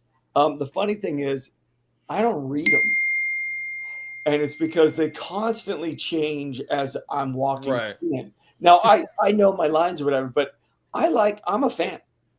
So if I can avoid reading the first 4 episodes of Boba Fett, and then I come in episode 5, and I read that, and I'm in 6 and 7, cool. And then I go and watch the show. I get to watch the first 4 just like you and enjoy it. Be like, oh my God. And then I think about talking to Robert about what he was excited about. I'm like, Rodriguez, God, this was, and like, it was just, for me, I like to not read what everyone else is doing so I can go and be like, oh my God, this is awesome. So that's awesome. Here's a question. Sorry. No, I walk onto these sets and I geek out. Like I got to go in the Razor Crest and I got to fly it, or I get to go in the N1 and I'm like, hey, this doesn't fit. But besides that, this is really small. No, they've 100% might have created it for a kid, for a 9-year-old. For the 9-year-old. They literally were so happy about it. I go, that might be a problem, guys. And then you see me get in it and you see me doing this stuff and it's some funny shit. But yeah, no, 100%. Like I got to do some of the coolest. People are like, are you tired of it? And I'm like, no. Like producers, they're like, you bored? I'm like, no, dude, I just walked into Tatooine or Navarro or a new part of Navarro we've never seen. Like, are you kidding me? Right. This is my life's dream. How can I get tired of doing pretend? Are you kidding? That's the crazy thing about the Star Wars shows that y'all are doing right now is like you see these sets in the show and like everything is so detailed and beautiful and intricate. And then you're just thinking here like, geez, how much time do they spend on set design? And you're then like, did they keep Jabba's palace from 1983? Like, how did they keep that so perfect? Oh, but then you realize it's green screens, the entirety of it. Like so much of it. No. Is it not? I thought it was all like that dynamic. Jabba's palace they rebuilt, right? Jabba's they rebuilt. My ship is. I had the. Well, I know they built your ship. One. Yeah. Now what we get is we have the volume, and what it is, it's like a 20-foot circle. Yeah. 20-foot high LED screens that. A gaming engine, so like all those like Call of Duty, those Unreal, and yeah. What they're doing is they're making it so that from the camera's view, so it's like this triangle that comes out, it captures it, and wherever that camera moves, it's giving depth to the pictures you're seeing. So I'll put it to you this way: my Uncle Patrick did Sinbad, I think in '72, and then I tell him about what I'm doing on this show, and I'm like, I don't have to imagine anything; it's right there. They have a X-wing come flying across, and I'm going.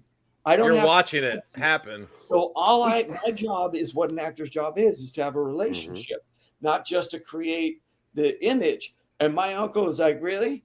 Well, fuck you. I had a guy with a stick and a fucking tennis ball, and he's running around like he's Clash of the Titans. And I'm supposed to be like, oh no, it's a Cyclops. Or just taking individual photos and like having to animate things with clay, and you're just moving at a micro thing, and you're taking hundreds of photos a day to get like a second and a half of footage. Yeah. Like, and then I remember seeing something about how they used a speed up technique to make it all look really smooth, and it was just some stupid thing that if somebody had just sat down for 30 seconds and looked at it and been like, what if we did this? It would have looked smooth, and instead they were just like, no, just keep taking the photos.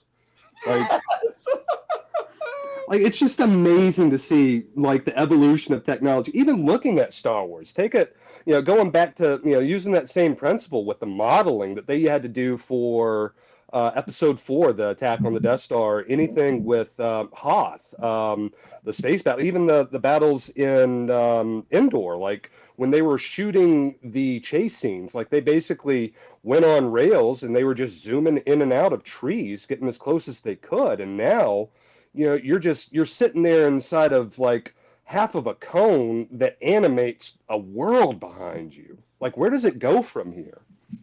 Yeah, I mean, and they're watching like John and Dave come in and fix something in the script that they're like, yeah, so I think this isn't going to work. And I'm like, wait, why? This is great. And then they kind of look at me and they're like, shh. the and then adults are talking. Them, and you're like, oh, that's how you tell a story. You guys are good at this. Well, now I heard you say that they take notes from you on things like sizing things, which makes sense. Like getting into the ship and fitting for harnesses and guns. What other kind of notes do they take from you? Because I'm sure they're not going to be like, it'd be really great is if I came in here and if I split some of these these dark troopers here, and then what if I did this and fought? What if I had my balls out? Is that okay, guys? Can I have balls out? Well, what if for this scene, I got to serve, some drinks. So just hear me out, guys. Let's go through this idea. My balls hang out. Just spitballing. Beskar Cup. What do you guys think? Yeah, I want to know why I don't have Beskar over my crotch. I have asked that, and I won't. They don't give me an answer. I'm not going to lie, because if you're going to protect this and the moneymaker, maybe you want to protect the rest. Well, they got cloning now, so there's no point. They can clone you, and you're technically, it's just a copy of a copy at that point. It may not be as sharp, but I mean, I'm like Steve from Multiplicity. I'm like number 7. Let's just take a fingernail and make a new one of you. I actually think I am. I'm number 8, actually, because I was the last of 8 kids. I'm like, billionaire Bezos is definitely cloning himself as we speak, right? Oh yeah. It's some island off South America. There's Musk. There's a Dr. Moreau somewhere. Musk he definitely put 2 or 3 clones together just for the organs alone. Like, if you had hundreds of billions, wouldn't you go? Yeah, we should probably do that. Let's clone me and get a liver, and I'll do the whole thing. Yeah, I mean, think about, didn't Walt Disney do that? Like, well, I mean, the urban legend is that his head is in a jar somewhere waiting for his head somewhere. Yeah. Now, what about that Boston Red Sox? Like, his kids were like, "Yeah, we're gonna what's his name? The Ted Williams." He was also, they were fighting over cryogenically frozen. But there was a cryogenic facility, and then they went in and they're like, "Wait, everything's defrosted here." Like, yeah, that's here. That's here in Mesa. And they were like, "Oh, don't worry about it." As they're cleaning up a puddle, I don't worry about it. You can still bring him back. He's already dead. I mean, look, we got the DNA. How much more dead can he be?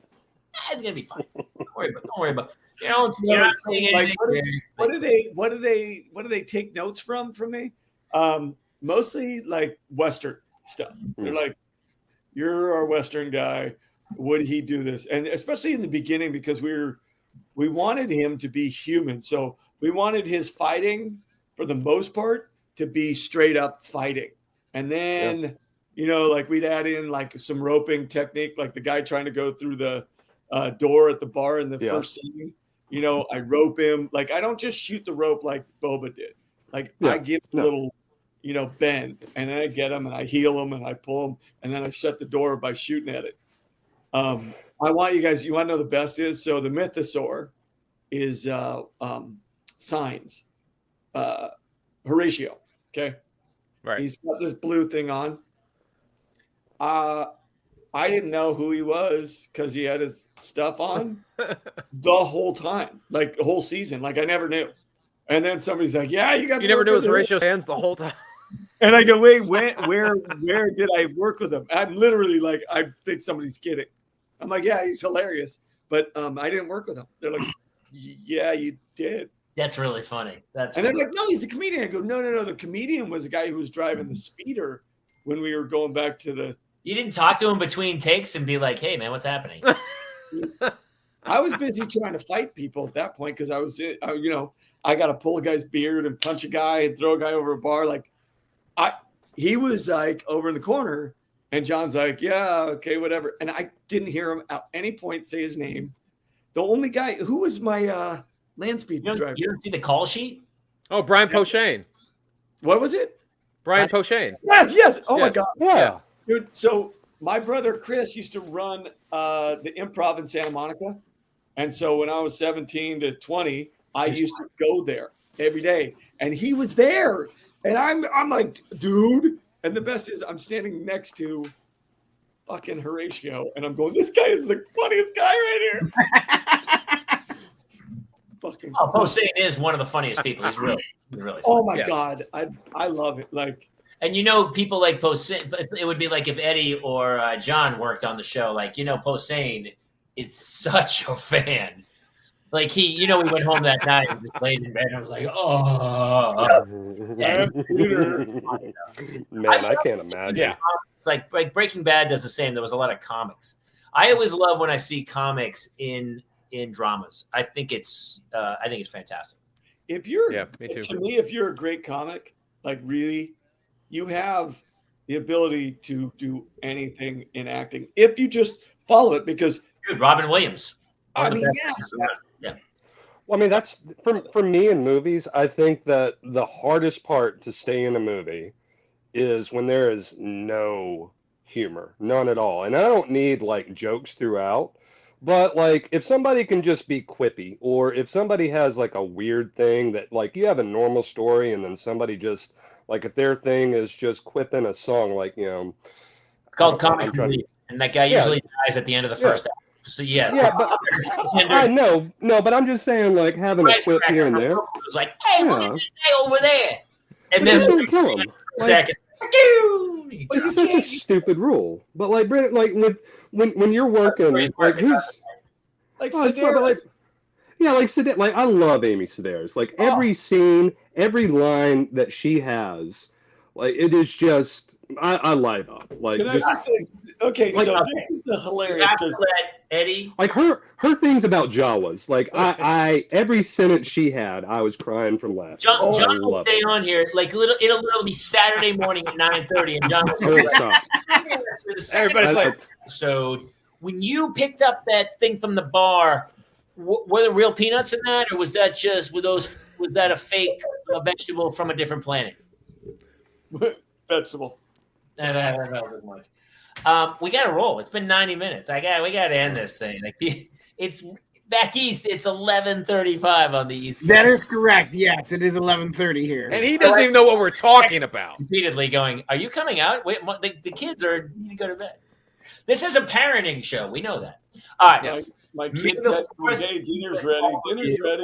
Huge thanks to Brendan, Danny Wayne. Are you currently shooting now, or are you done for the season? I can't answer that. Oh, you can't. I can't. But you know what? Star Wars Celebration's coming up. I think everybody. I know Jamie has no idea, but John, like honestly, what's the celebration?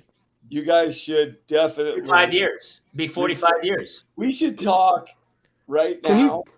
Can you tell me one? We should talk. Tell me one fun thing. Not that we're gonna see, but just do they have shoelaces in Star Wars, or is everything Velcro? Give me something fun that we can look out for on just a sneak, like a morsel. I just want something to get me by. Get them fired. That's good. Get them fired. That'd be cool. I need like a. Why are anything that won't get you in trouble? Why are the troopers so stupid and terrible shots? Here's the question: are there supposed to be people under those, or are they fucking robots? Yes. Wait, there's an answer to this, though. You know that, right? There is an answer. I'm asking why. There's a whole story on why they're bad shots. It's because they're clones, and the whole deal. Now, is it multiplicity where they get stupider with each cloning? Yeah, they're still learning with them. Now, the Dark Troopers were another level of something. You know what I mean? They were amazing, but then we had Luke come in and just eat them up like, candy. So they made a clone, and they said it's blind, it's not very talented, it can't shoot for shit. You know what? Put it in the outfit and just send it out there. Yeah. So it was like the first trooper. Was he like pretty good? Like, and then in the Clone Wars, they did have a deformed clone that was the janitor on Camino. Yeah.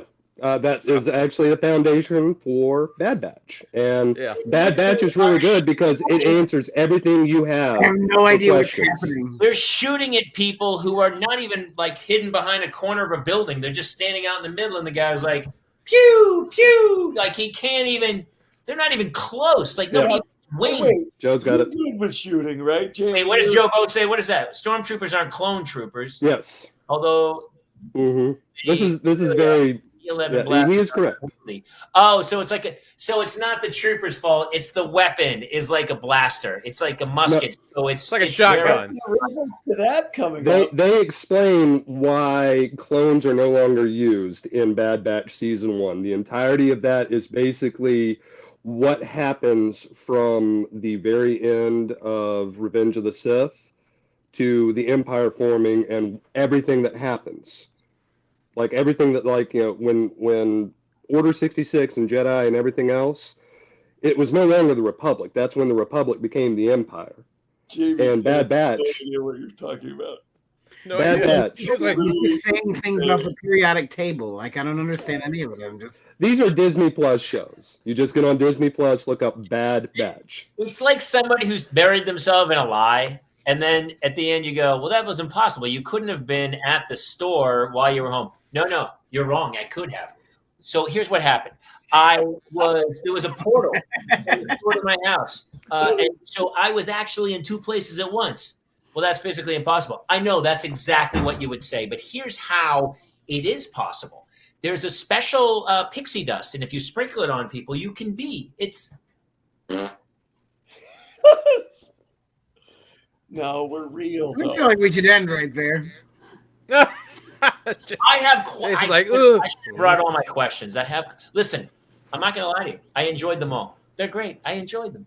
But to be like a religion of it, like you do think maybe 2,000 years from now, people will still be like, they'll still be expanding the universe. I mean, it's okay. How long was this up to us and say this? It is a mythology, just like Westerns were. What Lucas did, what we're doing now, is the mythology that a lot of parents are using to share with their kids a path in life and having a belief without having to say, hey, go be a Catholic, put your hand on your ass when you're with the priest. But other than that, it's teaching right and wrong, good from evil. It gives you those learning opportunities without giving you the threat of that.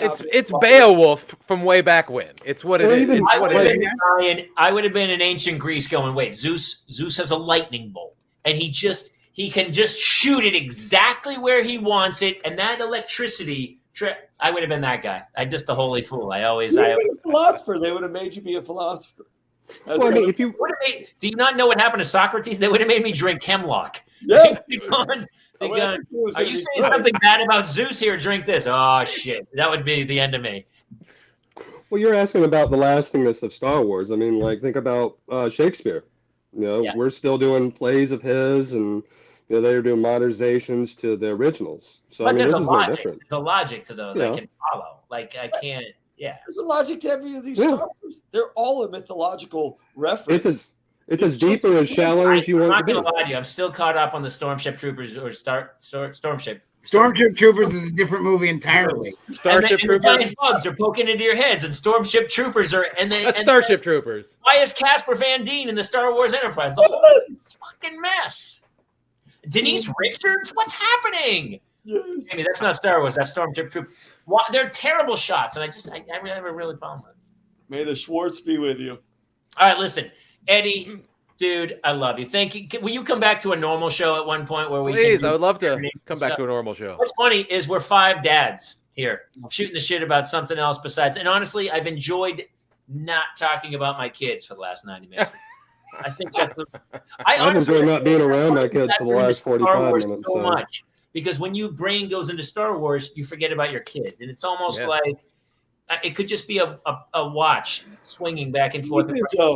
You want to know this was super cathartic? I had no idea what was happening the entire time, but it was a time away. So but you weren't with your kids, and that's why it was so good. I just sat here and I was like, I don't understand anything that's being said, but it's so much better than my children. Well, we should preview tomorrow's show. We're going to do a Cinco de Mayo show. Cesar Chavez will be here. Freddie Prinze Jr. will come by with some stories about him and Sarah Michelle. And we are going to channel Cesar Romero. Cesar Romero will be here, and we'll get into which is better, Modelo, Dos Equis, or Corona. It's going to be an exciting show. Modelo. I think Modelo's the best too. All right, hey, listen. Danny, thank you for showing. John, honestly, thank you for coming in and bringing some expertise. But otherwise, hey, Danny, I got one question, Dan. This is not about Star Wars. This is a personal thing. You're friends with Cody Decker and Jen Sturger? Yes. I used to do a show with them, Swings and Misses. I was their co-host. Yes. Wait, is that show over? It ended about a year and a half ago. It got killed in the pandemic. It got killed in the pandemic. We're trying to bring some form of it back. I thought you were just out of my feed. I thought Facebook was going, Jamie, you don't want this algorithm anymore. They killed us. Oh, dude, I love that show. But they had mentioned you before, like they were friends with you. So it's like, yes. God, that's hilarious. Yes. Yeah, I was the third wheel on that show. I love it because so you just let them talk about each other. And I would just let them fight, and then I would act like a therapist. Yes. Yeah. Amazing. I mean, isn't that what you do on Ralph's show? You just let him fight. That's pretty much what I do with him too. Him and his demons, and I just talk him through it. Hey, wait, I have one question. Yeah. Because what about Chappelle getting jumped? Did anyone reference this? I saw that happen earlier, and I allegedly Chris Rock, as soon as he walked out, said, "Is that Will Smith?" It's literally on tape. Like, but the guy had a toy gun, or not a toy gun. He had a fake gun on him that had a knife that could pop out. Yeah, I don't know how he got it in the Hollywood Bowl. Can we? I have can no we idea talk how he got about that for 1 second? Because to me, that's Will Smith's fault. Let me go downstairs because my wife's waiting to go to bed. That's like if I walked into a courthouse with a nuclear bomb, but it's not a nuclear bomb. It was just a very sharp knife where you're like, the gun alone, you're gonna get flagged. You think you would? You know what? You should have an avocado that has a knife. Like the gun that then goes back to a knife is like you go 2 steps back. Guys, it's just a fake gun. Let me in. Worst weapon ever created. Yeah, I mean, amazing. And then he got beat up by Jamie Foxx, so that was awesome. He pulls the gun and he's like 20 feet away, and the guy's like, "Holy shit!" And he goes, "Click!" And he goes, "And I gotta come. Sorry, I gotta come way closer. This is gonna take a bit. Let me get over there so I can." Hold on a second. Just stay still. Who creates? And it was made. It was like a gun that had a knife. That dude, and he got the shit beat out of him. Who hit him? Fox did. All I heard. Everybody hit him. Yes, but Buster even fans were beating him up. Yeah, Buster Rhymes went at him hard. Yeah. Oh, you don't want that dude to bust some rhymes on you. That guy will mess you up. Fox got him. Eddie and I are gonna. We're teaching a comic self-defense course. We're doing oh my god! You need to shoot that sketch. It's an open mic. It's just an open mic. So what you do is there's an octagon, and you climb in, and you have to tell 3 jokes and fight. It's great. It's really somebody's gonna make one of those, Eddie, right? Yeah. Oh, they're probably already been made. It's probably gonna be posted tomorrow. Within hours. It was made. It's probably up this morning. Of like, it is a weird. I was talking to somebody else, and it's just like in the span of my lifetime, like Eddie, from what hecklers are like. It used to be, there'd be an occasional heckler. Yeah. It's all turned. It's about their brand, how to monetize it. I think the Kardashians, to their credit, geniuses with what they did. But it was really a sex tape that catapulted the whole thing. Yeah. Mom sold a sex tape. That girl's a billionaire off of this piece of shit.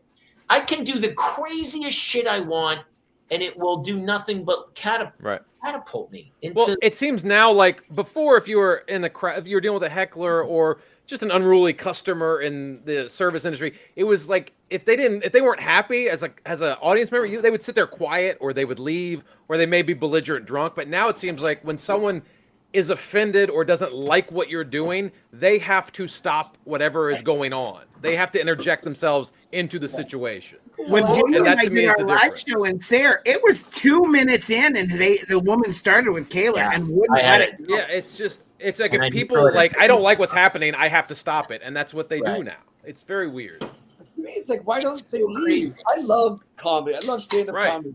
I've never, even people I didn't like, you don't say anything. But it's not for everybody. You just leave. Here's what I will tell you about the medium of comedy. Comedy's the one thing, like you wouldn't go to band club and you're like, well, what music's playing? No idea. Yeah. It's like jazz fusion.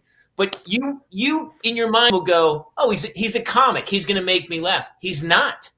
Comedy is very specific. I got up in front of kids. They were 21-year-olds in some hipster place in Hollywood Boulevard. I ate shit because I'm talking about raising 2 kids. Everyone's like, we don't have kids. Fuck off. Yeah. You can't. It's just that one medium where people think, well, he's going to be funny. He's not to you. No. It's a specific thing. You wouldn't go see band.